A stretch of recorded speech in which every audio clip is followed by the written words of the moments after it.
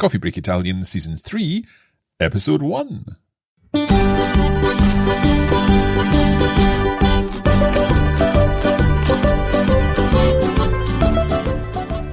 Buongiorno a tutti e bentornati a Coffee Break Italian. Io sono Mark. Salve a tutti, io sono Francesca. Come stai, Francesca? Mark, sto benissimo, sono così felice oggi di essere finalmente tornata con voi. Anch'io molto contento di essere qua nello studio ancora una volta per registrare un episodio di Coffee Break Italian. And this is Season 3. We are delighted to be back with Season 3 because we're taking things a little further this time. Non è vero, Francesca? Sì, è vero, Mark. Finalmente abbiamo l'opportunità di esplorare quella grammatica un pochino più complessa, diciamo. Un pochino più complessa. A little bit more complex, because that's exactly what we're doing. We're trying to take what we've learned in seasons 1 and 2 and take it a little further and help you, our listeners, to sound more Italian, basically. That's the main purpose of what we're doing. Now, Francesca, can you explain how we're going to structure our episodes of Season 3? Certo, Mark. So in each episode, we will be covering a different grammar point, a new grammar point, and including obviously new vocabulary and idiomatic expressions as well. And after explaining the grammar point, we will see the grammar in practice with a dialogue, with a real conversation in Italian. And you'll be listening to quite a number of different Italian voices for our dialogues. We've got some guests to join us in the studio, and you'll be hearing different accents from different parts of Italy. And that way you'll be getting more used to hearing more Italian. Allora, Francesca, sei pronta? Sì, Mark, bando alle ciance, dai. Bando alle ciance? Sì, bando alle ciance è una bella espressione italiana, significa enough talk or let's cut the talks. Ah, okay. So what are le ciance? Le ciance is a word I think mainly used in Tuscany, and it's kind of useless chit-chatting. So there is this idiomatic expression, bando alle ciance. Okay, so let's get started then. Bando alle ciance? Sì, diamo inizio alle danze. Let's begin the dancing. Here goes. Allora, Francesca, qual è il primo tema grammaticale della stagione 3? Sì, Mark, il primo tema è, diciamo, qualcosa di relativamente facile, qualcosa di cui abbiamo già parlato nella stagione precedente, Coffee Break Italian Season 2, e un po' anche nel magazine. È vero, in passato abbiamo usato strutture grammaticali un po' complesse che forse non abbiamo approfondito per non complicare le idee. Adesso però non ci sono più scuse, there are no more excuses, e sì. Avremo l'opportunità di scoprire tutti i segreti della grammatica italiana. O quasi. Sì, non ci saranno più segreti, Mark. Allora, Francesca, di cosa parliamo oggi? Ok, Mark, oggi parliamo dei pronomi diretti. Direct Object Pronouns. Now, don't worry when you hear words like these. We're going to be using quite a number of grammatical terms in Coffee Break Italian Season 3 because ultimately at this stage we do need to get into this grammar. We do need to get a little deeper into the grammar in order to be able to understand and then reuse this language. Sometimes when we're looking at grammatical terms, they might seem a little bit scary, but behind them there are always easily graspable grammar concepts. It's good, however, to have the labels so that we know what we are talking about. Francesca, will we explain a little about the direct object pronoun? Okay, Mark, let's try and keep it simple. So first of all, what is a pronoun? Okay, so a pronoun is something that's, in a sense, standing for a noun. It replaces a noun. And very often we've already mentioned that noun. Esatto, sì. And you also have pronouns in English, so it's not something that relates to Italian only. But let's focus on the idea of a direct object. So we said we are going to talk about direct object pronouns, but what is a direct object? Well, the direct object is the thing or the person that comes directly after the verb. Now, in this case, we call our verbs transitive verbs. Sí. So a transitive verb is where we've got a direct object straight after it. I'm thinking, for example, I read a book. Esatto. Leggo un libro. A book or un libro there is the direct object. So there's no preposition between the verb and the grammatical object in that sense. Leggo un libro, I read a book. Esatto. And the object obviously can also be a person, so it's not just an object as such, but we can also say io incontro Giovanni, and Giovanni is our grammatical object, but obviously Giovanni is a person and not We're not an object. being rude about Giovanni and calling him an object. Okay, so what about direct object pronouns then? So, yes, once we have identified the object of our sentence, for example, I read a book, if we keep talking about that book, il libro, we can avoid the repetition of that word by using a pronoun that is a word which replaces it to avoid a boring repetition. Exactly. So if we were to say, I read a book, the book is interesting. I bought the book at the shop and the book has been the best book I have ever read. We get a bit bored with saying the book all the time. So it's better to be able to say it in English to replace the book each time we mention it afterwards. Esatto, and in Italian there are obviously other words. In this case it would be io lo leggo, I read it. And we need to learn a set of new direct object pronouns to replace all the possible direct objects we have in Italian, which are obviously characterized by gender and number, as it is always the case in Italian. And the good thing is that these are pretty much what you would expect in many cases, because you're familiar with certain patterns that we've already encountered in Italian. So let's think about, we've mentioned the book there. Il libro would be replaced by lo leggo. And note that it comes before the verb, but we'll talk a little more about that later. So what if we were talking about, the house, la casa? In that case, it would be la. For example, compro la casa, la compro oggi. Okay, so I'm buying the house, I'm buying it today. La compro oggi. Perfetto.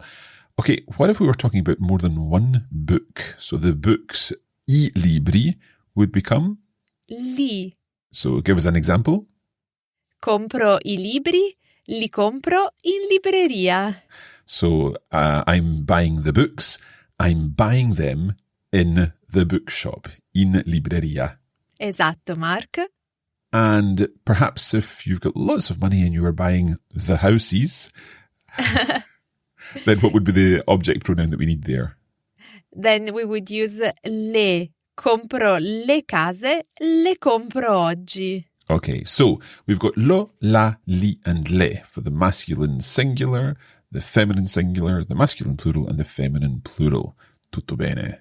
Tutto bene. And we should also add then that lo and la are not just the translation for it, masculine and feminine, but they also work as him and her in English. Okay, all good so far. Hopefully everyone is following this. Can we look at a few examples, please? Okay, ad esempio, Mark, if I'm asking you, conosci Alberto? Sì, lo conosco. So I know him. Do you know Alberto? Sì, lo conosco. Lo is replacing Alberto. I could say, sì, conosco Alberto, but it's a little bit repetitive to repeat Alberto again. Perfetto, esatto. And if I'm asking you, Mark, compri la pasta? No, non la compro. Un Una risposta negativa, negative answer. What are we doing in this case then? Well, we're using the la. Still, it comes before the verb. La replaces la pasta, but we're also adding in non before. So no, first means no, and then non la compro, I am not buying it. And it's very important to recognize this fixed structure where we have non, the direct object pronoun, and the verb. So this is an important word order that we have to recognize and implement when we're using direct object pronouns. So, for example, I could say, if you had asked me, conosci Alberto, I could have said, no, non lo conosco. I don't know him. Giusto. What about this example? Francesca, guardi I film francesi? Sì, li guardo qualche volta. Okay, so yes, I watch them sometimes, from time to time. Li guardo qualche volta. Li referring to I film francesi. Perfetto. And if you never watched the films? No, non li guardo mai. So we've got non li guardo mai. Not them I watch ever, literally. I never watch them. Let's do one more example with le. Ok, Mark, bevi le bibite gassate? Sì, le bevo in estate. And give me a negative answer as well? Ok, no, non le bevo quasi mai. Bravissimo. No, non le bevo quasi mai. Perfetto. In each case, we've got that le coming before the verb. Now, one thing, Francesca, there's something different that happens to lo and la when they come before a vowel. With lo and la, when they're followed by a vowel, we have the option to drop o in lo and a in la to make the sound flow better in a way to avoid the clash of two vowels. So, for example, if I say ami il cane, I could say sì, l'amo molto. Esatto. So we could say sì, lo amo molto, but to avoid a vowel clash between lo and a in amo, the verb, we can drop the o and just say l'amo with the apostrophe and run the two words together, l'amo, which sounds like one bigger word phonetically. Indeed. And I think it's so often the case that when we are thinking about things in Italian, so much is done to make it sound as beautiful as it sounds. So we just trying. we can run things together like that. That all makes sense. So Francesca, we've spoken about him and her and it, direct object pronouns. What about the direct object pronouns for me and you and us and so on? Of course, we shouldn't forget about the other persons. It's important. So the Italian for me is also me, but it's spelled differently. Yeah, so me is me in Italian. However, we're looking at me in English, M-E, and then in Italian we're looking at M-I, as we would expect. Esatto. So watch your spelling if you're writing this. You, singular, so for one person, informal, is a T. T. Then we have us, ci. Ci. And the you plural, the you all, which is vi. V. Okay, now it's important to point out that what we're focusing on here are direct object pronouns. That's when we translate the me and the you and the him and the her and so on in English into Italian. And there are different words for what we call indirect object pronouns, and we'll come to those in a future lesson. But for now, we're focusing really on these direct object pronouns. And I think what would help here are some examples. See, again, I'll ask you some questions, Mark, and I would like you to answer the questions using a direct object pronoun in Italian. Va bene? Ok. Allora, if I'm asking you, Mark, mi inviti alla tua festa? Certo, Francesca, ti invito con piacere. Grazie. So, ti invito con piacere. So, Francesca's asked me, mi inviti alla tua festa? Are you inviting me to your party? And I said, ti invito con piacere. I am inviting you with pleasure. And if I'm asking you, Mark, tua madre ti chiama spesso? Sì, mi chiama ogni sera. So she calls me every evening. Tua madre Very Italian. Tua madre ti chiama spesso. Does your mother call you often? Sì, mi chiama ogni sera. Ciao, signora Gloria. Ciao, signora Gloria. E poi, Mark, un'altra domanda. And imagine I'm asking you this question on behalf of myself, but also other people as well. Okay. And I'm asking you, Mark, ci porti al cinema? Right. So there, that ci. Be careful with ci because it can mean a number of things. And we've seen ci before in other situations. But here, we're talking about it as us. Ci porti al cinema? Can you take us, or will you take us, or are you taking us to the cinema? Sì. Ci porti al cinema? So I can respond, sì, vi porto con piacere. I will happily take you all to the cinema. And this is important because we are seeing that the English you can be translated in different ways, and we have to recognize from the context, the situation, if it is a you singular or a you plural, as it is the case here. So we need to use vi, meaning you all. Yeah. Okay, one more question, Mark. Dimmi. Mark, gli ascoltatori ci seguono con interesse? Certo, secondo me gli ascoltatori ci seguono con grande interesse. Speriamo. So our listeners following us with interest, and I'm saying, according to me, secondo me, gli ascoltatori ci seguono con grande interesse. They're following us with great interest. Okay, now this is a lot of information so far, and there are a couple of other things that we do need to mention before we get on to our conversation. But we're going to break here, and we'll be back in just a moment with those additional pieces of information and then our conversation. So, a fra poco.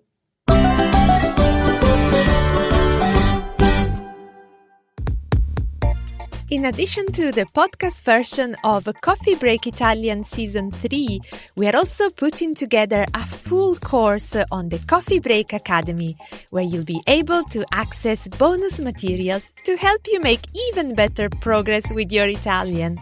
That's right. Not only will you be able to enjoy an ad-free audio version of each lesson, we'll also provide a bonus episode in which we'll go through every detail of the dialogues, and a third episode for each lesson in which Francesca will be testing us with some translation challenges based on the lesson topic. Of course, there are comprehensive notes and a video version of each lesson too. Visit coffeebreakitalian.com and follow the links for Season 3 there.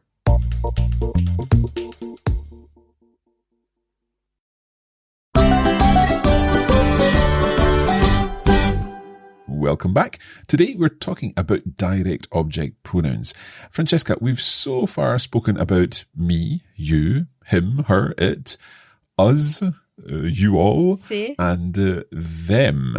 Sí? But there's one bit that's missing. What about the formal side of things? Oh, that's a good question, Mark. The formal, as it is always the case in Italian, is, let's say, borrowed from the third person singular feminine. So in this case, we have to think of the word we are using in the feminine singular for direct object pronouns, and we can use it also for the formal. So the word is la, as in compri la casa, sì, la compro oggi, or vedi Maria, sì, la vedo più tardi. And we're using the same la, but with a different function in the formal way of speaking when using direct object pronouns. Okay, so it's similar to what we do with lei. If we're talking about you in a formal way, we would just say lei cosa vuole? What would you like in that formal way? And something else happens with that lei when we're using it formally. Very often we make it a capital L. We put a capital L in there. Do we do the same with la? Yes, it's not compulsory, but especially for learning purposes, it's good to see the capital L, so you can immediately tell it's the formal direct object pronoun and not the feminine. Okay, give us some examples, Francesca. Yes, for example, if I'm talking to Professoressa Rossi on the phone, I can tell her, Professoressa Rossi, la richiamo domani. Okay, so la richiamo domani. I will call you tomorrow. Literally, this is a present tense, so I am calling you tomorrow. But the la there, if we were seeing this written down, then the la would have a capital L. La richiamo domani. Okay, what about another example? Yes, the important thing is that we're using the same direct object pronoun if we are addressing a man in a formal way. So don't get confused. I know it probably sounds a little bit odd, but it's the same thing that we do when we're using lei to address a man. So if I'm talking to Signor Ubaldi, for example, a man, I can tell Signor Ubaldi, la aspetto agli arrivi. Right, so Signor Ubaldi, la aspetto agli arrivi. I am waiting for you in arrivals. Imagine you're picking Signor Ubaldi up at the airport, and you can say la, capital L there again in a written form, la aspetto agli arrivi. Right, so we've got la for you, formal, but we've also got ti for you, singular, informal, and we've got vi for you, plural, informal. It's quite tricky to remember which one to use. Sì, esatto, Mark, because in English you only have you, which includes these three possible persons. So it's really, really important that you understand the context, the scenario really well in order to choose the best option to translate the English you into Italian. Perfetto. So just be very careful. We've got, for example, if you're picking me up at the airport, what would you say? I would say, Mark, ti aspetto agli arrivi. Okay. And if I was coming to Italy to visit you and Signora Gloria was coming too, what would you say? Oh, that would be so lovely. I would say, Mark, vi aspetto agli arrivi. So the plural informal version. And of course, if it's the famous Signor Ubaldi, then we would say la aspetto agli arrivi.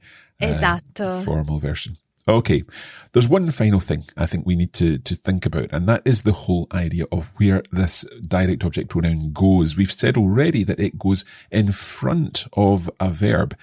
However, there's another scenario, Francesca, isn't there? Yes, we have an alternative at times when we are using modal verbs.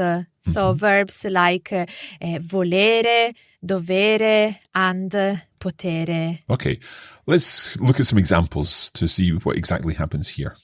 Okay, these verbs, as our listeners probably know, are always followed by an infinitive. And in this case, we have the option of using the direct object pronoun either before the verb or at the very end attached to the infinitive. And I'll give you an example, as always, to clarify things. So, if I'm asking you, Mark, vuoi comprare I pantaloni? I could say, sì, li voglio comprare. Esatto. So, them I want to buy. Or I've got another possibility. What would that possibility be, Francesca? The other option is voglio comprarli. So dropping the final e or English e of the infinitive comprare and attaching the direct object pronoun to the infinitive, forming one sole word, comprarli in this case. So voglio comprarli, and the li is stuck to the end of the infinitive, replacing that final e. And one thing to mention is if you, for example, wanted to see Signor Ubaldi, and you could say voglio vederla to him, I want to see you, then that capital L stays there in the middle of the word. Vederla. Sì. like Again, that it's one. not compulsory, but you can find it quite often. So it's not a typo if you've seen a capital L in the middle of a word, or at the end of an infinitive at least, with la at the end.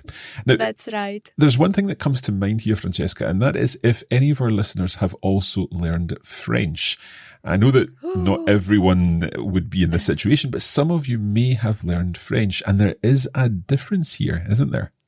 See, I have noticed over the years, if students already speak French, they tend to follow the French structure for direct object pronouns, which means placing the direct object pronoun between the modal verb and the infinitive, which is unfortunately not possible in Italian. So we're not even going to say the words in Italian because that will confuse you. So, but if you are a French learner, then just be aware that there is a difference with French and Italian here. Okay. Right. So if the infinitive isn't triggered by a modal verb, then what happens? Yes, if you still find an infinitive and you have a direct object pronoun, so you can still stick the direct object pronoun to the end and form, again, as I said, one sole word with the infinitive. For example, if I'm to say, Mark, leggi I giornali italiani? And you want to answer this question by using, for example, the verb mi piace, and you want to say, I like to read them in Italy. Yep. What would you say? In that case, I would say, sì, mi piace leggerli in Italia. So leggerli. Bravissimo. The li is sticking onto the end of leggere, but we can't put it anywhere else. Again, I don't want to say the wrong versions, but we can't put it anywhere else in that sentence. Esatto. What if I said to you, Francesca, perché non metti il tuo orologio nuovo? Okay, so you want me to use an infinitive, Yeah. I suppose, in my answer. Let me think. I could say, perché ho paura di perderlo. Right. So why are you not wearing your new watch? And you've said, because I'm scared to lose it. I'm scared that I lose it. Ho paura di perderlo. So perdere, to lose, and lo, referring to the thing we've already mentioned, il tuo orologio, and it sticks on to the end of the infinitive. Esatto. Well, this is pretty much everything you need to know about direct object pronouns, wouldn't you agree? Sì, it's quite a lot to take in for episode 1.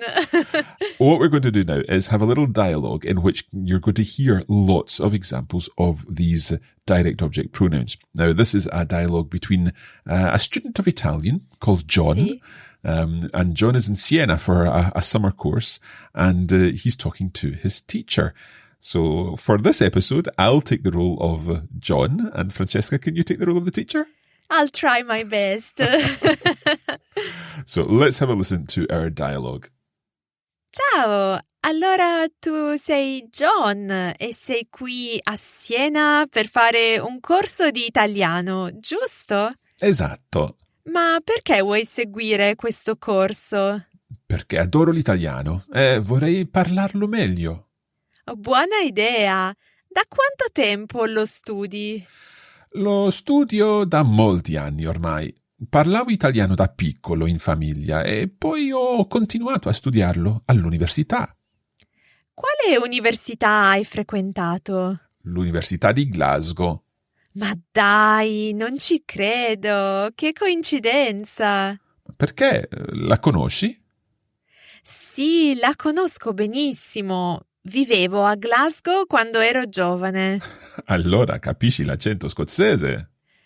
Sì, lo capisco abbastanza bene. È un accento così simpatico. Ma dimmi, sono curiosa, vendono ancora le patatine fritte nei negozietti in città? Ovviamente, le vendono ovunque. Noi scozzesi le adoriamo. Lo so, anch'io le adoro e le mangiavo sempre con i miei amici di Glasgow. Ah, e li senti ancora? Sì, li sento di solito per Natale e spero di rivederli ad agosto, perché voglio andare al Festival di Edimburgo. Ah, ma io abito ad Edimburgo. Se vuoi posso venire a prenderti all'aeroporto e portarti in hotel. Che gentile, ma vengo con 2 amiche. Non è un problema. Ho una macchina grande e sarà un piacere accompagnarvi tutte e 3 in hotel. Non ho parole, grazie. Senti, posso offrirti un caffè? No, grazie. Non lo bevo mai perché è troppo forte per me. Allora andiamo a mangiare qualcosa più tardi. Ti piace la pizza? Sì, la adoro. Mio marito viene a prendermi qui alle 7. Puoi venire con noi oppure ti aspettiamo in pizzeria. Se per voi va bene, vi aspetto in pizzeria. Benissimo, ci vediamo alla pizzeria da Michele in via Garibaldi. Benissimo. Okay. That was our conversation. Now, we are not going to go through it in detail in this episode, but we will be doing this in our bonus episode. And we'll tell you a little more about that at the end of this podcast. However, Francesca, can you explain a little about what we have heard? Give us a summary, if you like, of the conversation. Okay, so John is a Scottish student of Italian who is in Siena to improve his language skills. Mm-hmm. And he's having a conversation with his Italian teacher, who turns out to have lived in Glasgow in the past. It sounds familiar. Yeah, it does a little bit, yeah. And they talk about the city, the Scottish accent, her Scottish friends, with whom she's still in touch. Mm-hmm. And she also asked John if they are still selling the chips. She so much liked the patatine. When she was, there. Le patatine, fritte, sì. sì. So chips or fries, I guess, if our American sì. listeners are listening. Okay. And the teacher also says that she's planning to go to the famous Edinburgh Festival in the summer with 2 friends. And John, who happens to be living in Edinburgh, has a big car, and he offers to pick the teacher and the 2 friends up at the airport and take them to the hotel. Mm-hmm. Okay. And so the teacher obviously would like to thank John, and she invites him for a coffee. But unfortunately, he doesn't like it because it's too strong. Okay. So she suggests that he joins her and her husband for a pizza in the evening. And John agrees, and they will meet in the pizzeria da Michele later on in the evening. Okay, so that is a summary of the conversation. And as I said, we'll be going through this in greater detail in our bonus episode.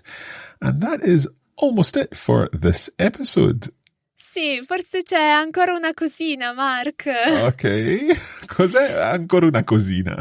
I've decided for this new series just to add an extra something to sound more Italian, something similar to la ciliegina sulla torta that we're doing in the magazine. Perfetto. Okay, so what do you have for us today?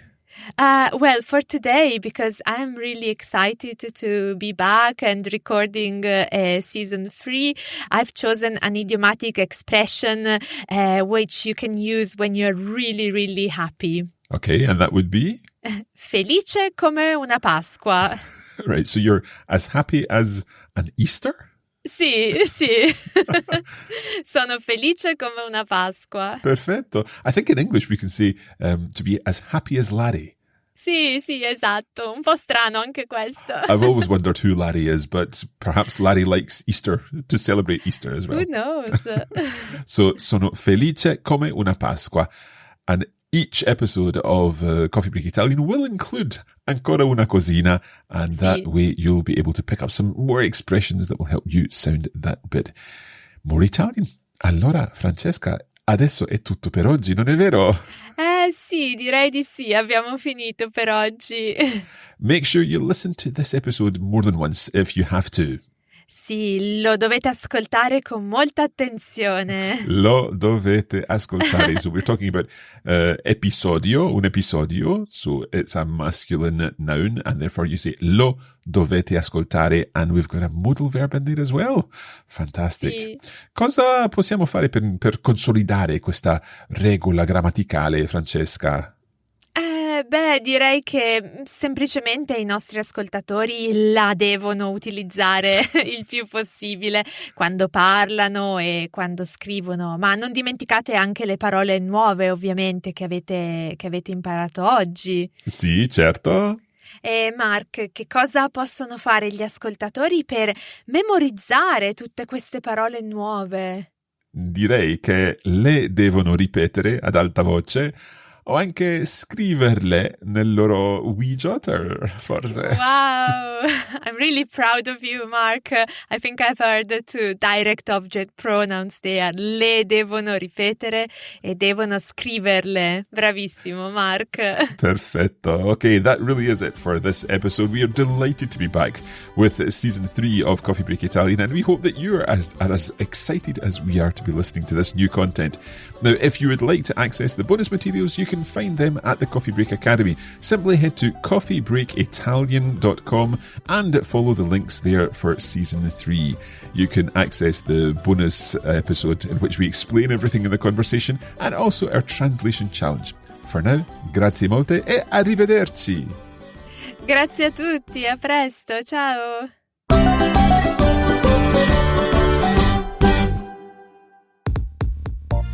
You have been listening to a Coffee Break Languages production for the Radiolingua Network. Copyright 2021 Radiolingua Limited. Recording copyright 2021 Radiolingua Limited. All rights reserved.